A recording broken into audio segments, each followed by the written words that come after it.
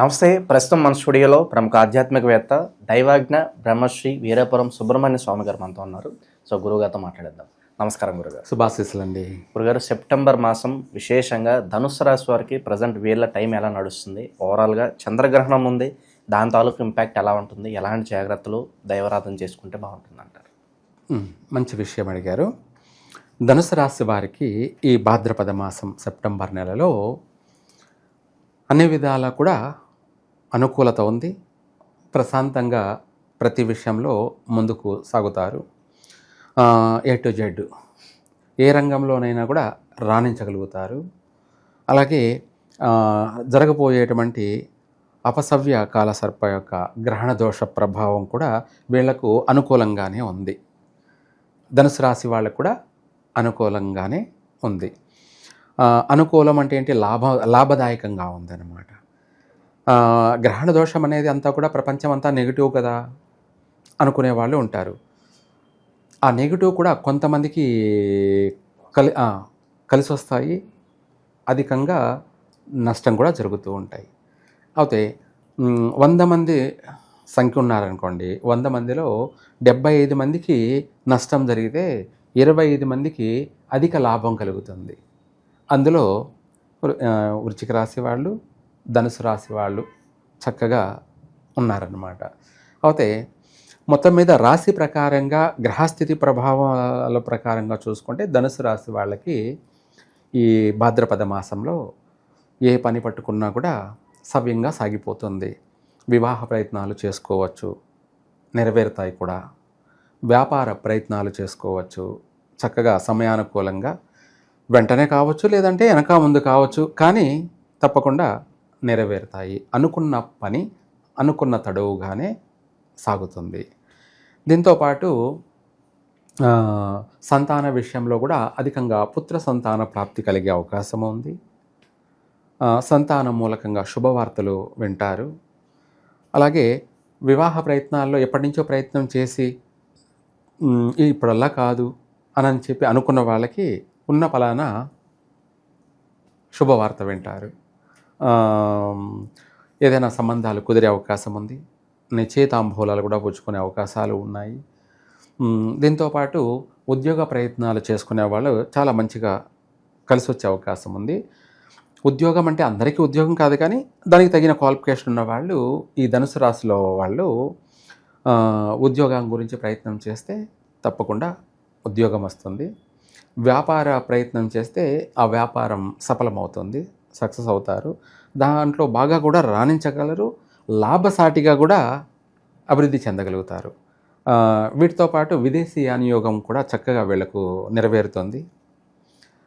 విదేశీయానియోగం అనేది already job చేస్తున్న వాళ్ళు ఆ జాబు పరంగా, అంటే ఆ కంపెనీ పరంగా విదేశాలకు వెళ్ళే అవకాశం ఉంది. లేదు మనము అక్కడే వెళ్ళి జాబ్ సంపాదించుకుంటాము అనుకునేదానికన్నా ముందు మనము అక్కడికి పోవడం కన్నా కూడా ముందు ఇక్కడ చూసుకోవడం బెటర్. ఏది? ఉద్యోగం. నేను అక్కడికి పోయి సంపాదించుకుంటాను అనేదానికన్నా ఇక్కడే ఉద్యోగం చూసుకొని దాంట్లోనే ప్రయత్నం చేసుకుంటే సక్సెస్ అవుతారు. లేదంటే అక్కడికి పోయి నేను ఉద్యోగం చూసుకుంటానంటే కొంచెం ఇబ్బందిగా ఉంటుంది. ఒకవేళ అలా చేసినా పౌర్ణమి లోపలే చేయాలి. అమావాస్య అయిపోయాక పౌర్ణమి లోపలే మొదటి భాగం అంటారు, మొదటి భాగంలో చేయాలి.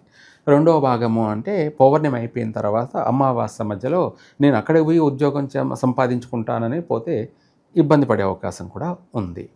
అందుకనేసి 2 భాగాల్లో మొదటి భాగంలో ఇలాంటి పనులు సక్సెస్ అవుతాయి, రెండవ భాగంలో కావు. తర్వాత ఈ రాశి వాళ్ళకి అన్ని విధాలా కూడా బాగానే ఉంది. ఆరోగ్యపరంగా కూడా బాగానే ఉంది, ఆర్థిక పరంగా కూడా బాగానే ఉంది. కుటుంబ సభ్యులతో కలిసి సంతోషంగా గడుపుతారు. మిత్రుల సహాయ సహకారాలు కూడా కలిసి వస్తాయి. రియల్ ఎస్టేట్ వ్యాపార రంగంలో కూడా వీళ్ళకు కాస్త అనుకూలంగానే ఉంది. ఎప్పటి నుంచో పెండింగ్ ఉండి ఆగిపోయినటివి ఈ మాసంలో కొంత అమ్ముడుపోయే అవకాశము ఉన్నాయి. సో మొండి బకాయిలు కూడా వస్తాయి అంటారా? అవును, డబ్బు తిరిగి రాక ఇబ్బంది పడుతూ ఉంటారు. వచ్చే అవకాశం కూడా ఉంది. లేదు ఉన్నదాన్ని అమ్ముకోవాలి అంటే, ఉన్నదాన్ని అంటే మనకు కొన్ని కారణాలు కొన్ని విషయాలను బట్టి ఏదైనా ఒక వ్యాపారం చేయాలంటే ఏదైనా ఆస్తి అమ్ముకోవడం జరుగుతుంటుంది. అది పొలం కావచ్చు, లేదంటే ఇంకా 4-5 ఇళ్ళు ఉన్న వాళ్ళు ఒక ఇల్లు అమ్ముకోవాలి, లేదా పొలం ఉంది అమ్ముకోవాలి అని అంటే కూడా అది కూడా జరిగే అవకాశం ఉంది. ఎందుకు అది అమ్ముకోవడం అంటే దాని నుంచి వచ్చిన అమౌంట్ తీసుకొని వీళ్ళు ఏదన్నా వ్యాపారం ప్రారంభం చేసుకోవడానికి అలాంటి పనులు కూడా సక్సెస్ అవుతాయి. కొనడాలు అమ్మడాలు 2 కూడా వీళ్ళు ఈ మాసంలో సక్సెస్ అవుతారు. తర్వాత మనకు ఈ గ్రహణ ప్రభావం అనేది మనం ఇందాక చెప్పుకున్నాం, లాభసాటిగానే ఉంది అన్ని విధాలు కూడా. ఇంకా కూడా కలిసి రావడం కోసం ఈ ధనుసు రాశి వాళ్ళు ఈ గ్రహణ దోషం అయిపోయినటువంటి మరుసటి రోజు ఆదివారం పూర్వభాద్ర నక్షత్రం అంటే శతభిష నక్షత్రం, పూర్వభాద్ర నక్షత్రం 2 నక్షత్ర సంధిలో జరుగుతుంది కాబట్టి దాని ప్రభావం వల్ల వీళ్ళకి నష్టమేం లేదు. మరుసటి రోజున సోమవారం రోజు రాహుకాల సమయంలో మినుములు, ఉలవలు, అలాగే ఉలవలేమో ఒక ఇనుము ఐరన్ లాంటిది ఏదన్నా, ఐరన్ ముక్క అంటారు కదా, ఐరన్ ముక్క అంటే కాయిన్స్ కూడా ఇప్పుడు కొన్ని కాయిన్స్ ఐరన్ ముక్కలే, ఏది రూపాయి కాయిన్ కానీ, 2 రూపాయల కాయిన్ కానీ, ఇటువంటి ఇదైనా సరే, లేదా పాత తుప్పు పట్టిన ఇనుము. వాళ్లకు రాహుకాల సమయంలో ఆ ఇనుమును తీసుకొని తల మీద నుంచి 3 సార్లు ఇలా తిప్పేసి, 2 సార్లు రివర్స్ తిప్పి, పైనుంచి కిందికి 3 సార్లు దిగదీసి ఆ ఉలవల్లో పెట్టేసి ఆమెన అది దానం చేయాలి. అటు ఉలవలు, మినుములు, బియ్యము 3 కూడా సపరేట్గా 5 పావులు అన్నమాట. 5 పావులు దానం చేస్తే వీళ్లకు ఇంకా స్పీడ్గా కలిసి వస్తుంది. స్పీడ్గా అంటే తొందరగా అనుకున్న ప్రతి పని కూడా నెరవేరుతుంది. ఎంత కఠినమైన కార్యమైనా కూడా నెరవేరుతుంది. ఇది కాదు, సాధ్యం కాదు అని వదిలిపెట్టేసిన పని కూడా మళ్ళీ సక్సెస్ అవుతుంది. ఎంతటి కార్యాన్నైనా కూడా అవలీలగా పూర్తి చేయగలుగుతారు చక్కగా. తర్వాత వీళ్ళకు వాస్తురీత్యా చూసుకుంటే ఉత్తర వాయవ్యం అంటారు. మనకు 8 ఫేసుల్లో వాయవ్యం, నార్త్ వెస్ట్ అంటారు కదా, కార్నర్ అన్నమాట.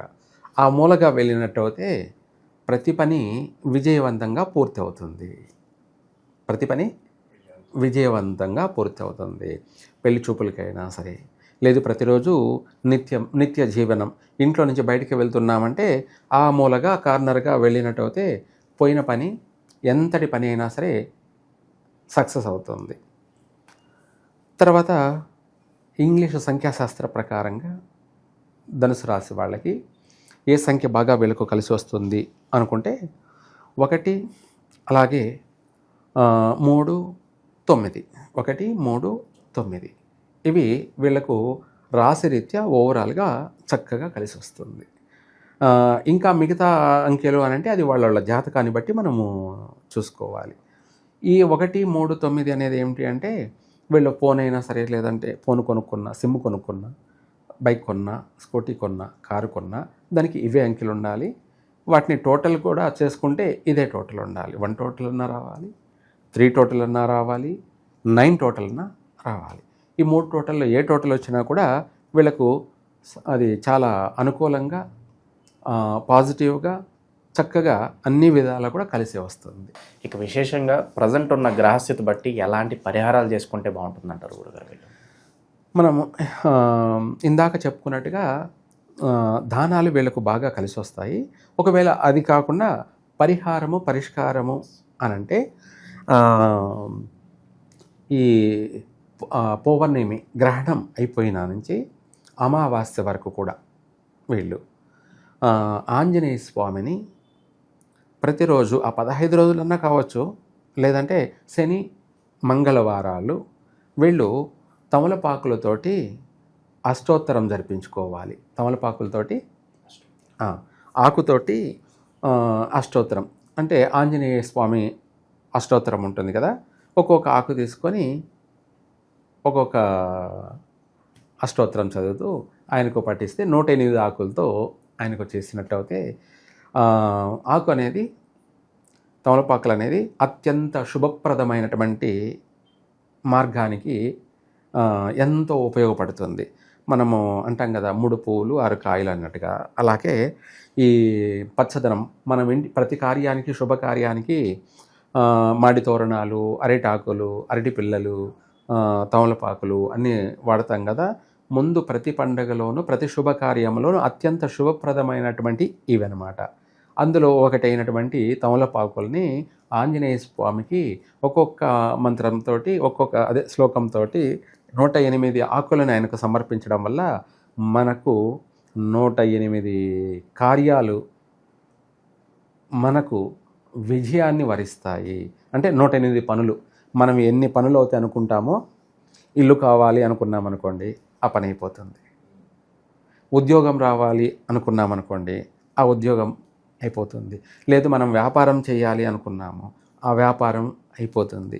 ఇలా మనం ఏ పని అయితే అనుకుంటామో ఆ పని 108 పెండింగ్ ఉన్నటువంటి విషయాలన్నీ కూడా ఈ మాసంలోనే తీరుతాయి. ఇక న్యూమరాలజీ పరంగా ఏదన్నా సలహాలు ఏమైనా ఇస్తారు వీళ్ళకి? ఏదన్నా పలానా నెంబరు వీళ్ళు ఎక్కువగా ప్రిఫర్ చేస్తే బాగుంటుందని చెప్పట్లేదా? అవును, ఇందాక మనం చెప్పుకున్నాం ఆల్రెడీ. వాటిలో వీళ్ళకు కూడా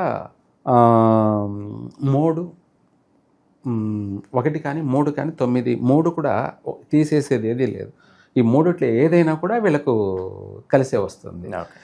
అందులో ఇంకా వాళ్ళకు కూడా ఏదైతే ఇంట్రెస్ట్ దానిపైన ఉంటుందో, ఒకరికి 1 అంటే ఇంట్రెస్ట్ కలుగుతుంది, ఒకరికి 3 అంటే ఇంట్రెస్ట్ కలుగుతుంది, ఒకరికి 9 అంటే ఇంట్రెస్ట్ కలుగుతుంది.